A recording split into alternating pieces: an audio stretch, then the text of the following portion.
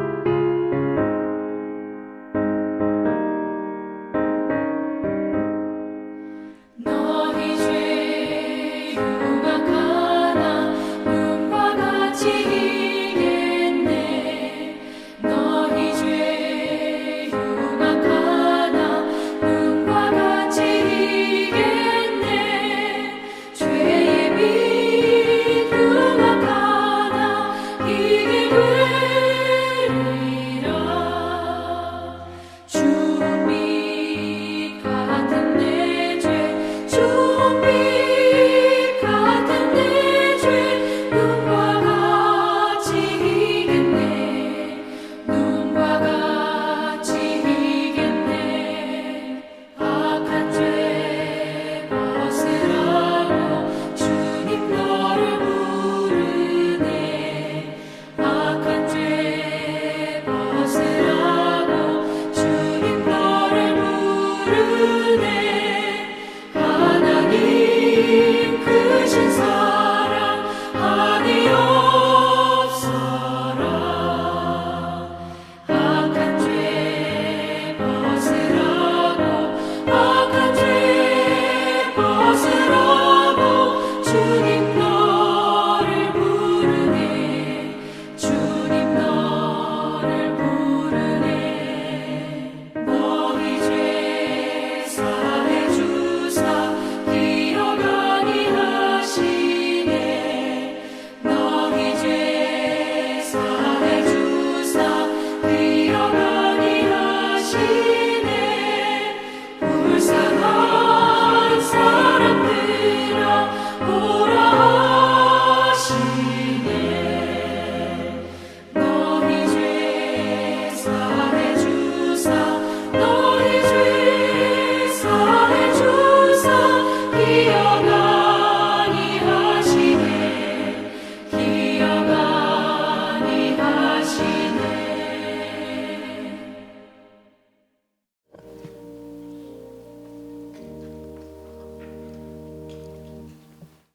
거룩하신 하나님 아버지, 3일 동안도 우리의 삶을 주정하여 주시는 가운데 수요 예배를 하나님 앞에 드리게 하심을 감사합니다. 무엇보다도 인간의 전적인 타락과 그 부패한 행실과 그로 인한 우리의 무능함을 깨닫게 하시니 또한 감사합니다. 하나님께서 우리 각자에게 주신 믿음의 분량대로 교회를 위하여 충성하는 저희들이 되게 하시고, 우리가 섬기는 동신교회 성장을 위하여 늘 기도하는 저희들이 되게 하여 주시옵소서. 동신교회 창립 70주년을 맞이하여 과거를 뒤돌아보니 이렇게 아름답게 부흥 성장하였음을 감사드립니다. 앞으로 교회 성장을 방해하는 악한 세력들을 다 물리쳐 주시고 새로운 모습으로 자랄 수 있도록 은혜를 내려 주시옵소서. 70주년을 기념하는 모든 행사가 잘 이루어져서 하나님께 영광이 되게 하여 주시옵소서. 자비로우신 하나님 아버지, 온 세계에 고통을 주고 있는 바이러스 세력을 완전히 잠재워 주시고 인간의 연약함을 깨닫는 좋은 기회가 되게 하여 주시옵소서. 말씀을 증거하시는 목사님께 명철과 지혜를 주셔서 저희들로 하여금 선포되는 말씀을 통하여 하나님의 능력을 덧입게 하여 주시고 찬양대를 통하여 우리 하나님께 큰 영광을 돌리게 하옵소서. 예수님의 이름으로 기도드립니다. 아멘.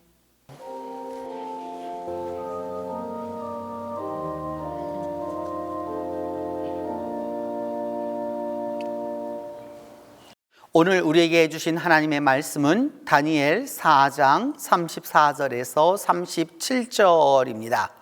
구약성경 다니엘 4장 34절에서 37절입니다. 그 기한이 참에 나 느부갓네살이 하늘을 우러러 보았더니 내 총명이 다시 내게로 돌아온지라. 이에 내가 지극히 높으신 이에게 감사하며 영생하시는 이를 찬양하고 경배하였나니 그 권세는 영원한 권세요 그 나라는 대대에 이르리로다. 땅의 모든 사람들을 없는 것 같이 여기시며 하늘의 군대에게든지 땅의 사람에게든지 그는 자기 뜻대로 행하시나니 그의 손을 금하든지 혹시 이르기를 내가 무엇을 하느냐고 할 자가 아무도 없도다. 그때에 내 총명이 내게로 돌아왔고 또 내 나라의 영광에 대하여도 내 위엄과 광명이 내게로 돌아왔고 또 나의 모사들과 관원들이 내게 찾아오니 내가 내 나라에서 다시 세움을 받고 또 지극한 위세가 내게 더하였느니라. 그러므로 지금 나 느부갓네살은 하늘의 왕을 찬양하며 칭송하며 경배하노니 그의 일이 다 진실하고 그의 행하심이 의로우심으로 교만하게 행하는 자를 그가 능히 낮추심이라.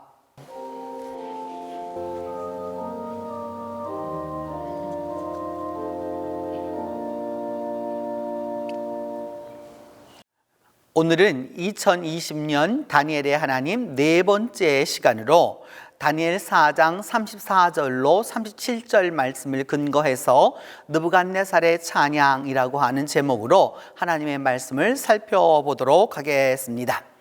오늘 본문이 다니엘서 4장의 끝부분에 위치하고 있기 때문에 3장과 4장 사이에서 어떤 일이 일어났는지 우리가 좀 알아야 합니다.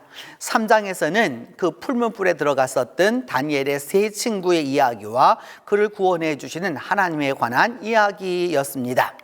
이제 그렇게 된 다음 칙령이 내려서 느부갓네살이 무엇을 하기를 원하느냐? 다니엘을 통해서 자신이 꾼 꿈과 그 해석을 듣기를 원하게 됩니다. 그러면서 하나님을 찬양하는 내용으로 나아가게 되는데 느부갓네살이 어떤 꿈을 꾸었는지가 중요한 것이죠. 제가 여러 번에 걸쳐서 여러분에게 말씀드리고 있는데 고대 시대의 왕의 꿈이라고 하는 것은 그냥 단순한 꿈이 아니라 국가의 장래와 또 여러 가지 또 그 미래에 대한 부분을 왕조에 대한 부분을 왕권에 관한 부분을 담고 있기 때문에 당시 사람들에게 있어서는 이 꿈이라고 하는 왕의 꿈은 아주 중요한 것이었습니다. 느부갓네살은 어떤 꿈을 꾸게 되었느냐? 나무가 자라서 그 나무가 하늘에 닿는, 그래서 온갖 새들이 다 거하게 되는 그런 꿈을 꾸게 됩니다. 하늘에 닿는 나무, 그냥 단순히 하늘에 닿았구나라고 생각하는 것이 아니라 여러분, 나무가 하늘에 닿았다라고 하는 것은 하늘의 뜻을 이 나무를 통해서 알 수 있다라고 하는 의미이죠. 지금 여러분이 보시는 것은 이제는 레바논에 가도 거의 보기 어려운 레바논의 백향목을 보고 계십니다. 그래서 이 나무가 하늘에 닿을 만하고 또 그 열매는 만인이 먹을 만한, 온 세상 사람들이 다 먹을 만큼 그렇게 풍요로운 것입니다. 여러분들이 지금 보고 계시는 것은 바로 무엇이냐 하면 석류인데, 석류는 이쪽 사람들, 특별히 고대 근동의 사람들에게 있어서는 곧 풍요의 상징 가운데 하나였습니다. 그리고 이 나무에 이렇게 만인이 먹을 수 있는 열매와 그런 것들이 다 있게 되고, 그리고 난 다음 들짐승들이 그 그늘에 가서 다 거하게 됩니다. 여러분들이 지금 그림에서 보는 대로 그 나무 밑에 양떼들이 다 모여서 쉬고 있는 것을 볼 수 있습니다. 그리고 그 가지에는 어떤 부분이 있게 되느냐? 공중에 나는 새가 그 가지에 다 깃들여서 온 세상의 새들이 다 있게 되는 바로 이런 것입니다. 그리고 육체를 가진 모든 것들이 거기에서 먹을 것을 얻더라라고 말하고 있습니다. 그러니까 이 육신을 갖고 있는 모든 것들은 이 나무에서 모든 것을 얻을 수 있는 바로 이제 이러한 아주 풍요가 이루어지고 있는 그런 큰 나무가 하늘에 닿아서 이와 같은 일들이 벌어지고 있는 것을 느부갓네살은 꿈을 꾸게 됩니다. 근데 그때 누가 나타나게 되느냐? 한 순찰자가 나타나게 됩니다. 그래서 이 한 거룩한 사람이 하늘에서부터 내려오게 되는데, 여러분이 지금 보시게 되는 것은 느부갓네살보다 약 한 200년 전에 니므롯에서 발굴된, 요즘으로 말하면 천사라고 할 수 있고요, 오늘 성경대로 말한다 하면은 관찰자이기도 하고 순찰자이기도 하고 거룩한 자가 이처럼 날개를 가지고서 하늘에서 내려왔다라고 하는 것을 알 수 있습니다. 더불어서 그의 모습, 그런 모습들을 다시 한번 보기 위하여서 그 느부갓네살 시대의 그 모습을 여러분 보시면 이게 그 부조로 이렇게 잘 되어 있는데 사람의 모습으로 이렇게 나타나 있는 것을 여러분 잘 보실 수가 있습니다. 이 순찰자가 내려오더니 어떤 일이 벌어졌느냐? 그렇게 풍요롭고 아름답고 하늘에 닿는 그런 힘이 있는 그런 나무에, 온 세상이 거기에 다 도움을 얻고 있는 그 나무에 이런 일이 벌어지게 됩니다. 그 나무를 베어 버립니다. 나무를 베어버리고 가지를 자르고 그 잎사귀를 다 떨어내 버리고 맙니다. 이것은 여러분 니느웨에 있는 사네립의 이 궁궐에서 발굴된 것인데, 거기에 보면 어떻게 군사들이 이 약탈을 했는지를 알 수 있습니다. 나무를 베어 가지고 자르고 이런 것들은 그 고대 사회, 특별히 메소포타미아의 전쟁에서는 아주 중요한 것이었습니다. 우리는 전쟁을 할 때 나무를 베어 가지는 않습니다. 왜냐하면 나무가 많은 나라에 살고 있기 때문인데, 이쪽은 그러하지 않습니다. 나무를 가지고 있다라고 하는 것은 곧 재력을 의미하는 것이기 때문에 그 나무를 베어냈다라고 하는 것은 별로 좋지 못한 일 가운데 하나인 것이죠. 그래서 여러분 7세기경에 니느웨에서 나타나 있는 그 전쟁 모습 가운데서 나무를 베어가는 모습들을 이렇게 보실 수 있습니다. 그렇기 때문에 성경 안에서 나무라고 하는 것은 굉장히 중요한 물자 가운데 하나입니다. 그 나무를 베어서 어찌 되었느냐, 가지를 다 떨어버리고서 전부 다 이렇게 해버리고 오직 뭐만 남았느냐, 나무 둥치만 남게 됩니다. 이 나무 둥치만 남아있는 이런 형편에 있는 상황 속에서 결국 무엇만을 남겨두었느냐, 나무 기둥도 남겨두지 아니하고 오늘 성경은 그 뿌리의 구루터기만을 땅에 남겨두었습니다. 나무가 하늘에까지 닿는 그런 위대한 나무였는데 이제 이것이 완전히 잘라지게 되고 결국은 무엇만 남았느냐, 구루터기만 남게 되는 그런 상황이 되었습니다. 그리고 그 베어진 나뭇가지들과 또 여러 그런 것들은 어떻게 하게 되었느냐, 성경은 들풀 가운데 두어라 라고 해서 이렇게 완전히 그냥 다 말라 비틀어지게 되는 이러한 꿈을 이제 꾸게 된 것입니다. 그렇게 됨으로써 이 나무가 이렇게 됨으로써 어떻게 되었느냐, 하늘에서 이슬이 내려와 가지고 이슬에 젖게 되는 거고, 그 다음에 땅의 풀 가운데에서는 짐승과 더불어서 짐승들이 와 가지고 그것을 갖다 다 제각각 먹게 되는 바로 이런 상황이 되었습니다. 이런 상황 속에서 그 당시에 그들의 마음이 변화해서 사람의 마음 같지 아니하고 짐승의 마음을 받았다라고 말합니다. 우리도 여러분 왜 그런 말을 하잖아요. 임두껍을 쓰고 속은 짐승과 같다. 이 지금 모양이 꼭 그 심장의 모습을 이게 마련해 둔 것 가운데 하나인데, 여러분 뭐냐 하면 그 사람의 마음이 아니라, 그러니까 인면 수심을 갖고 있는 것이죠. 얼굴은 사람이지만 마음은 사람이 아니고 짐승의 것이다 라고 하는 것을 알 수 있습니다.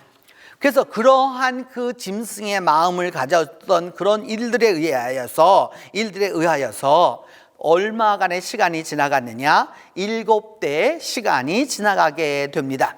지금 여러분이 보고 계시는 이렇게 원통형의 이것은 무엇이냐, 바벨론의 달력입니다. 바로 느부갓네살의 달력인 것이죠. 그래서 그 당시에도 여러분 시간을 보는 법이 이렇게 있었습니다.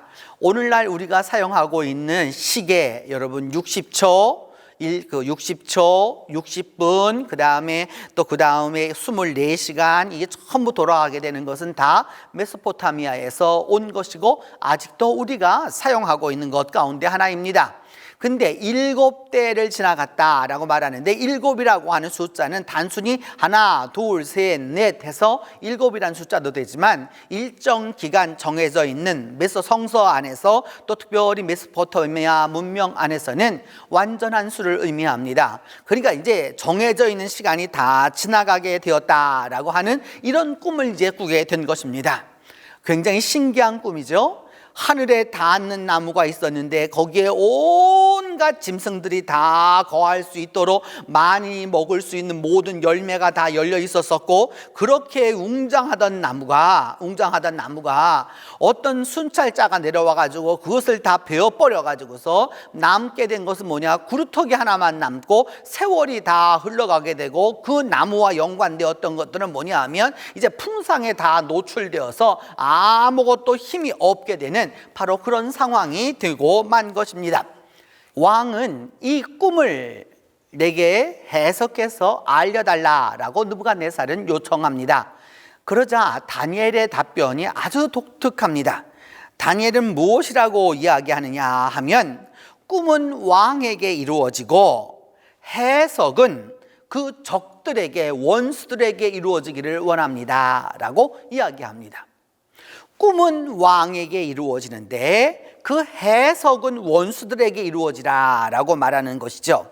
그래서 여러분 그 보고 계시는 대로 그 니느웨에서 바벨론 그 시절에 있었던 그 모습 가운데 하나인데, 그 여러 가지 그 왕실의 모습들을 자세히 보실 수 있습니다. 아마 TV나 이런 걸 통해서 보시는 분들은 크게 잘 이해가 될 거라고 생각이 듭니다.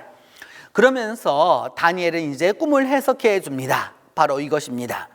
다니엘은 이제 왕이 어떻게 될 것이냐, 왕의 그 모든 위엄을 다 잊어버리고 왕으로서 갖고 있는 총명과 재능과 권력과 능력을 다 잃어버리고 들짐승들과 함께, 그리고 소처럼 풀을 뜯게 될 거라라고 이렇게 이야기합니다. 왕이 이렇게 될 수 있다라고 하는 것은 몰락을 의미하고 왕조의 이제 멸망을 의미하고 완전히 다 망하게 되는 것을 의미하게 되는 것이죠. 그래서 이렇게 되었었을 때 그러면 그냥 꿈으로만 끝나느냐, 사실은 어찌 되었느냐, 그것이 그대로 이루어지게 됩니다.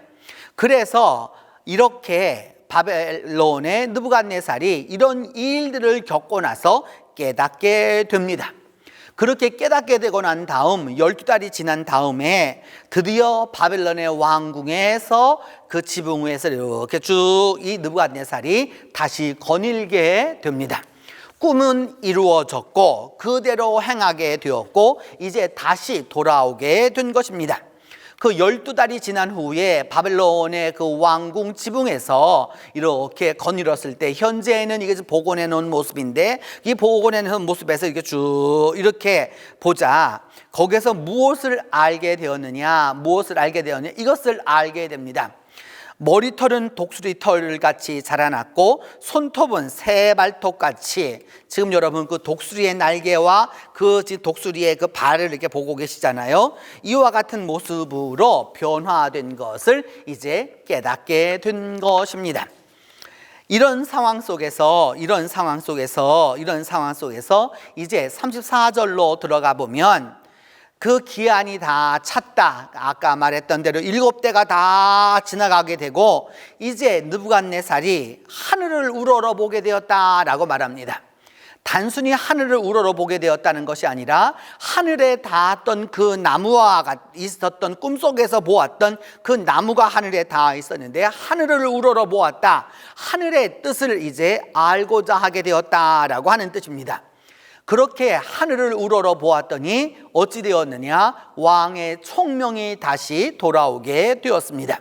제국을 다스릴 수 있는 왕이 가질 수 있는 그 총명함이, 명철함이, 지혜가 다시 돌아오게 된 것입니다. 그래서 느부갓네살이 어찌하게 되었느냐, 지극히 높으신 이에게 감사하고 영생하시는 이를 찬양하고 경배하였다라고 말합니다. 바로 이 모든 일을 주장해서 이루었던 그 지극히 높으신 이에게 감사와 또 찬양과 경배를 드리게 되었다라고 이렇게 얘기합니다.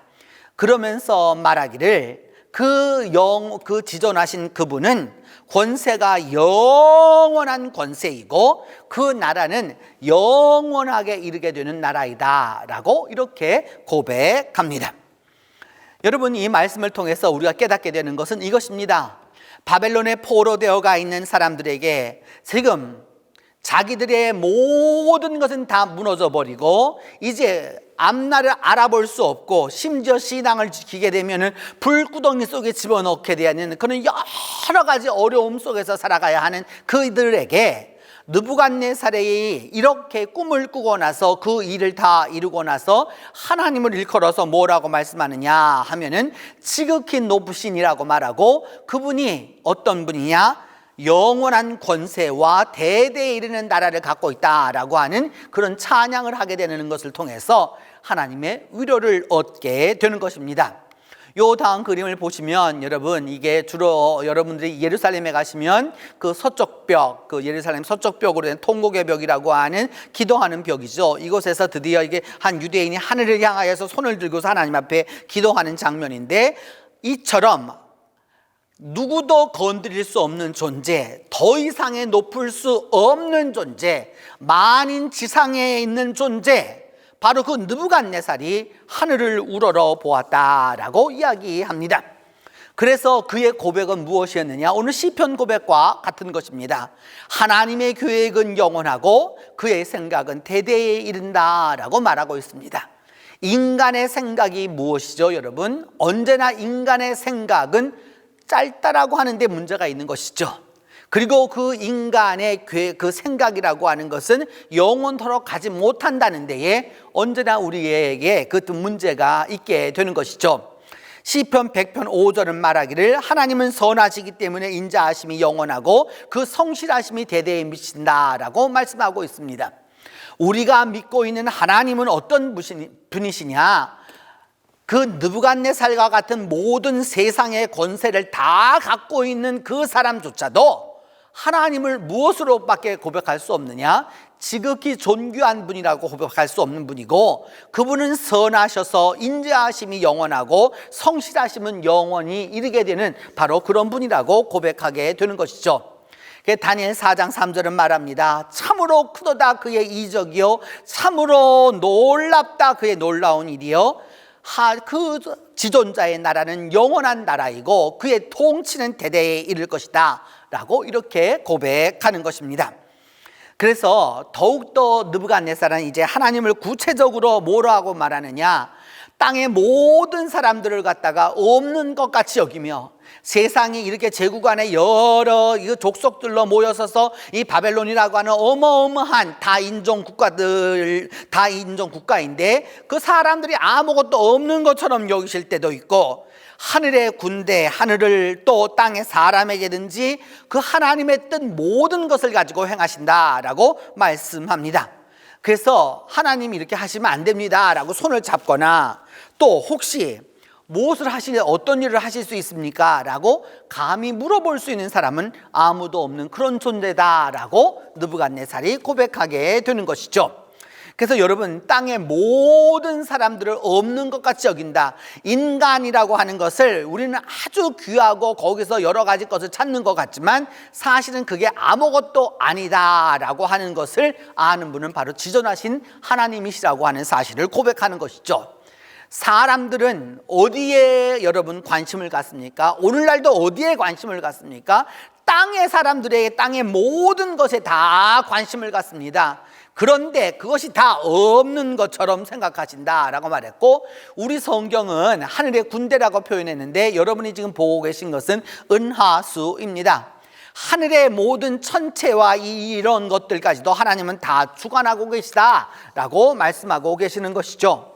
그래서 감히 하나님 뭘 하실 수 있습니까? 하나님이 하실 수 있는 바가 무엇입니까? 묻는 자가 없다라고 이렇게 이야기하고 있는 것이죠. 그래서 36절에서 이제 느부갓네살은 이야기합니다. 내게 총명이 돌아왔고 내 나라의 영광도 다시 돌아왔고 내 위엄도 돌아왔고 광명이 내게 다 돌아왔다라고 말합니다. 광명이라고 하는 것은, 왕이라고 하는 것은 여러분 제일 중요한 게 밝은 명입니다. 밝게 들어야 하고요, 밝게 보아야 하고요, 밝게 판단 내리는 것이 아주 중요한 것이죠. 왕이 할 수 있는 가장 중요한 것은 바로 여기에 있습니다. 지도자의 중요성이라고 하는 것은 바로 보고 바로 듣고 바로 생각해서, 밝게 생각해서 그 백성들을 다 이끌어 가도록 하는 것이 그 지도자의 능력에 있는 것이죠. 그러면서 또 말하기를, 이제 이렇게 다시 복위가 되고 나니까 모사들이, 신하들이 또 그리고 관원들이 내게 다 찾아와서 내가 내 나라에서 다시 세움을 받고 내 지극한 위세가 내게 더하게 되었다라고 말합니다. 아주 낮아졌다가 이제 다시 오르게 되었는데, 그 오르게 된 모든 것은 무엇이었느냐? 느부갓네살이 꾼 꿈으로 말미암아 하나님 안에서 겸손함을 배우게 되었고, 그 겸손함 속에서 이제 새로운 인물로 탄생하게 된 것이죠. 이제 그 왕 앞으로 나아가기 위해서는 그 위엄과 광명이 내게 돌아왔고 왕 앞으로 나가는 그 길에 있었던 것 가운데 하나입니다. 그리고 이것은 페르세폴리스에 있었던 것 가운데 하나인데, 성경에 나오는 다리오에 관한 것인데, 모사와 관원들이 다 왕 앞으로 몰려듭니다. 인재들이 몰려들게 되는 것을 알 수 있습니다.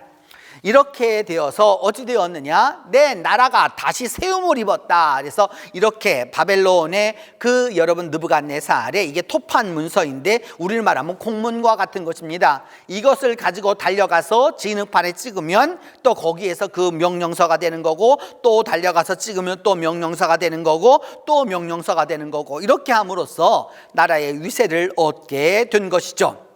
그래서 느부갓네살은 이렇게 말합니다. 이제 나 느부갓네살은 하늘의 왕을 찬양하고 찬송하고 경배한다 라고 말합니다. 이 땅 위에서는 그 누구도 느부갓네살을 찬양하지 않는 자 없고, 칭송하지 않는 자 없고, 경배하지 않는 자가 없었는데, 느부갓네살 자신이 하늘의 왕을 찬양하고 칭송하고 경배한다고 이야기합니다. 왜냐? 그 하늘의 왕이 하시는 일은 진실하시고 의롭기 때문에 결국 교만한 자를 낮추셔서 겸손하게 만드신다라고 느부갓네살은 그의 이것을 이제 마치고 있습니다. 그의 일이 다 진실하고 행하심이 의롭다라고 하니까 함무라비 법전에 나오게 되는 것인데, 여러분이 보실 때에는, 화면으로 보실 때에는 서 있는 사람이 함무라비이고 앉아 있는 사람이 바로 그 태양신 샤마쉬입니다. 샤마쉬라고 하는 것은 히브리 말로는 세메스라고 하는데, 그래서 베세메스라고 하면은 태양신전이라는 뜻이 되게 되는 것이죠. 여기서 제일 중요한 게 뭐냐 하면, 지금 그 샤마쉬가 그 함무라비에게 주는 홀이 있습니다. 그 홀이 무엇이냐? 정의라고 하는 것이죠. 의로움이라고 하는 것이 있기 때문에 이것을 주게 되는 것이죠. 그래서 그 의로움을 갖고 있었던 왕은 결국 이거는 우시아의 무덤 그 표석인데, 무엇이냐 하면은 우시아 하나님 앞에 겸손했었던 것을 보여주기 위한 것 가운데 하나입니다.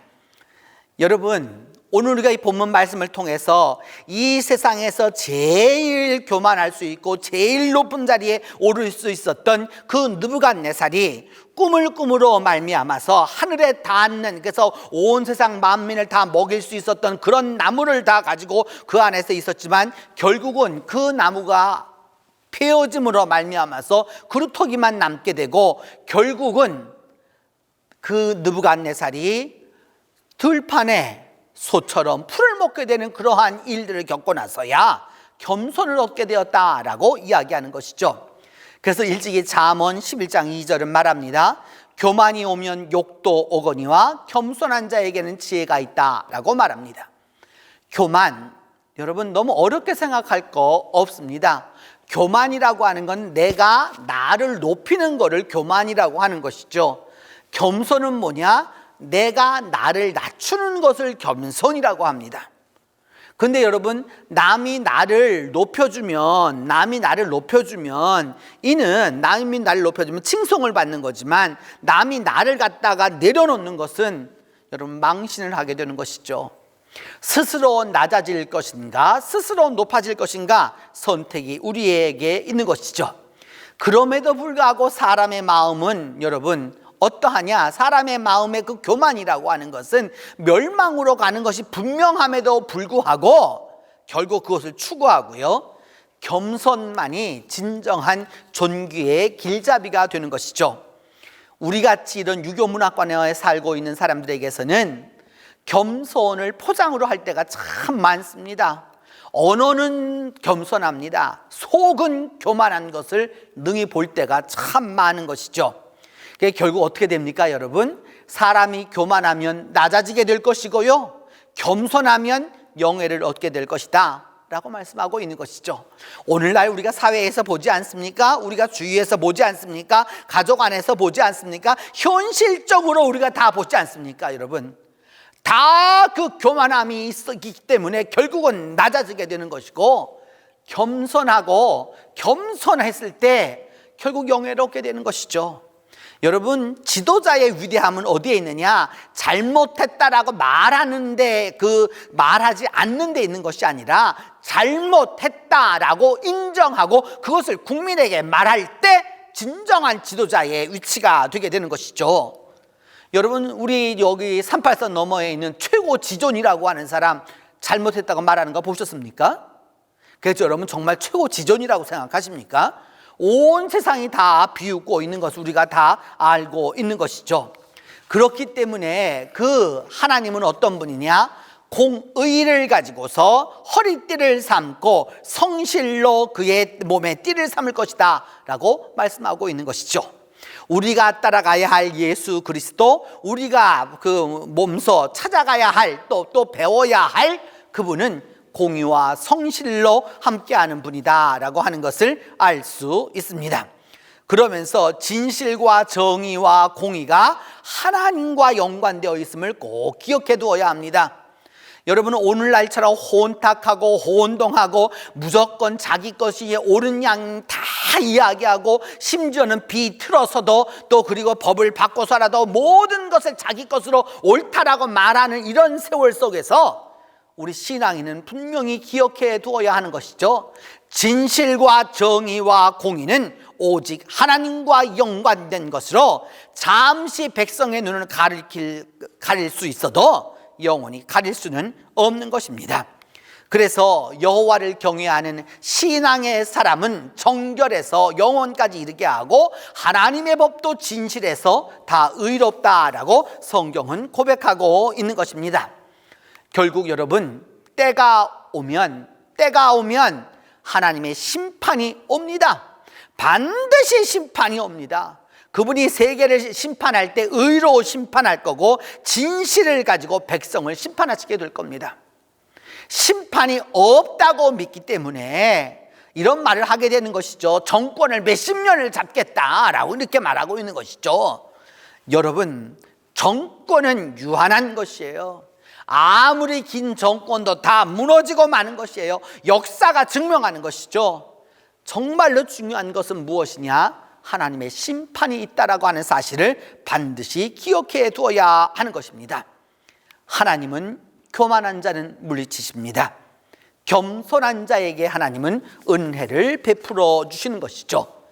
결국 그래서 이 어둠 속에 살아가는 우리 그리스도인들은 주께서 알려주시는 오늘 성경이 말씀하는 이 여러 가지 이야기와 또 성경을 통해서 깨닫게 되는 빛의 열매는 착함과 의로움과 진실함에 있다라고 하는 부분을 우리가 기억해 두어야 하는 것입니다.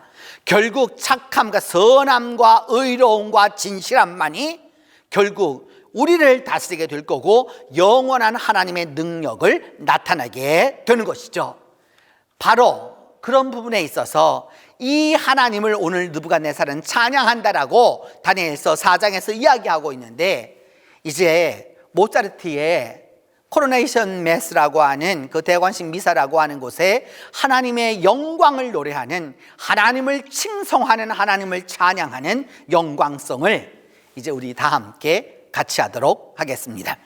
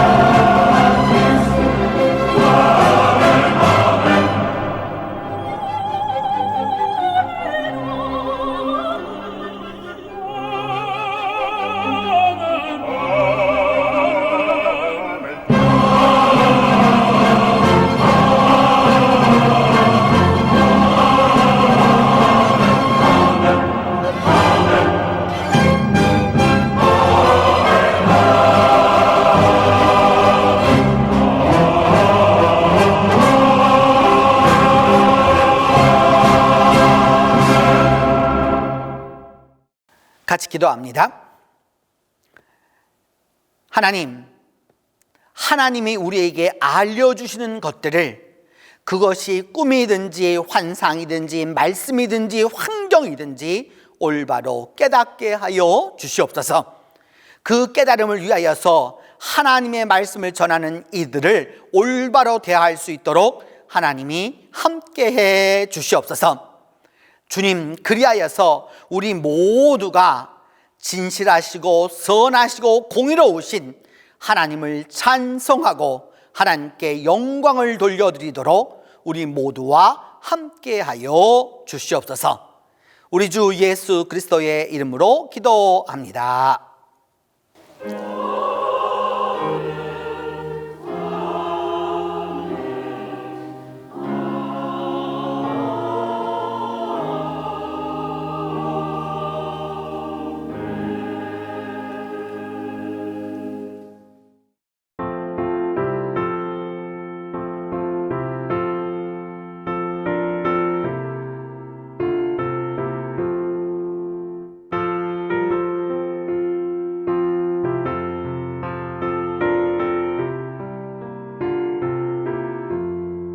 주의 말씀 받은 그날 참 기쁘고 복되도다. 이 기쁜 마음 못 이겨서 온 세상에 전하노라. 기쁜 날 주 나의 죄 다 씻은 날 늘 깨어서 기도하고 늘 기쁘게 살아가리. 기쁜 날 주 나의 죄 다 씻은 날 이 좋은 날 내 전한 몸 새 사람이 되었으니 이 몸과 마음 다 바쳐서 영광의 주를 섬기리. 기쁜 날 주 나의 죄 다 씻은 날 늘 깨어서 기도하고 늘 기쁘게 살아가리. 기쁜 날 주 나의 죄 다 씻은 날 새 사람 된 그날부터 평안한 마음 늘 있어서 이 복된 말 전하는 일 나의 본분 삼았도다. 기쁜 날 주 나의 죄 다 씻은 날 늘 깨어서 기도하고 늘 기쁘게 살아가리. 기쁜 날 주 나의 죄 다 씻은 날.